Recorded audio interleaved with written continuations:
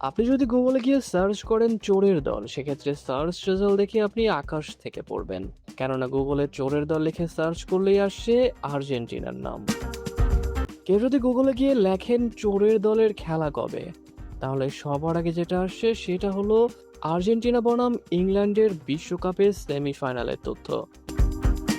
অনেকে হয়তো ব্যাপারটা এখনো বিশ্বাস করতে পারেননি, তবে বিশ্বাস না হলে নিজে গিয়ে সার্চ করে দেখতে পারেন। ঠিক এমন ঘটনাই ঘটছে গুগলে।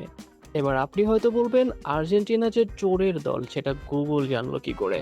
এছাড়া ব্যাপারটা শুনে মনে হতে পারে গুগল বুঝি নিজে আর্জেন্টিনাকে চোরের দল হিসেবে সিল মেরে দিয়েছে, কিন্তু আসল ঘটনা একটু অন্যরকম। আসলে গুগল কোনো দলকে নিজে থেকেই এই নাম দেয়নি, ব্যাপারটা পুরোপুরি হয়েছে ইন্টারনেটের ট্রোলিং এর কারণে। প্রতিপক্ষের সমর্থকরা বহুদিন ধরেই আর্জেন্টিনাকে খোঁচা দিত চোরের দল নামটা ব্যবহার করে। ফেসবুক, টিকটক আর এক্স এর অসংখ্য মিম আর ট্রোল পোস্টে এই শব্দটা ঘুরে বেড়াচ্ছে। এত বেশি মানুষ এই শব্দটা লিখে আর্জেন্টিনার খবর খুঁজেছে যে গুগলের অ্যালগোরিদম নিজে থেকেই আর্জেন্টিনার নামের সাথে চোর শব্দটা জুড়ে ফেলেছে। ফলে এখন যে কেউ এই শব্দ লিখলেই সামনে চলে আসছে আর্জেন্টিনার নাম। কিন্তু এই চোরের দল নামটা এলো কোথা থেকে? আসলে এর পেছনে আসে ফুটবল ইতিহাসের সবচেয়ে বিখ্যাত এক চুরির ঘটনা। 1986 সালের সেই বিশ্বকাপে কোয়ার্টার ফাইনালে আর্জেন্টিনা মুখোমুখি হয়েছিল ইংল্যান্ডের। সেই ম্যাচে দিয়াগো ম্যারাডোনা হাত দিয়ে বল জালে পাঠিয়ে একটা গোল করে ফেলেন।